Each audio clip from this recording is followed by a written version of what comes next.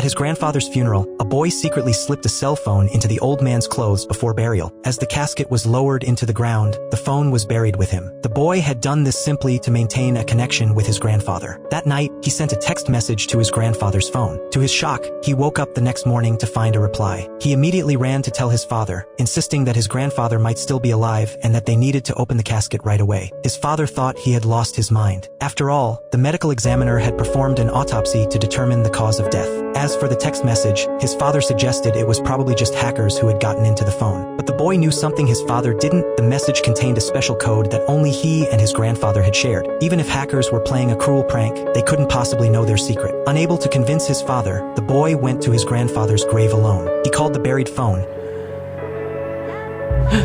and while it rang for a long time, no one answered. This puzzled him. If his grandfather was truly buried alive and able to send text messages, why wouldn't he answer the phone now? Filled with questions and longing, the boy visited his grandfather's house, reminiscing about their time together. They weren't actually related by blood, they were just unlikely friends separated by generations. The old man had no family, and the boy had no friends. They had spent 10 wonderful years in each other's company. The boy had once asked his grandfather why a wealthy man like him would choose to live in their remote, poor neighborhood. The old man explained that he'd moved there because no one knew him, which meant no one would ask him for favors. He had always found it impossible to refuse requests for help, so he'd sought refuge in this quiet place. However, he made sure to tell the boy that if he ever needed anything, he should never hesitate to ask. The boy wondered if the mysterious text message was his grandfather's way of keeping that promise. The thought filled him with both fear and warmth. Then came the day when the boy became a victim of bullying at school. Once again, he tried to reach out to his grandfather by phone. But what happened next was even more terrifying.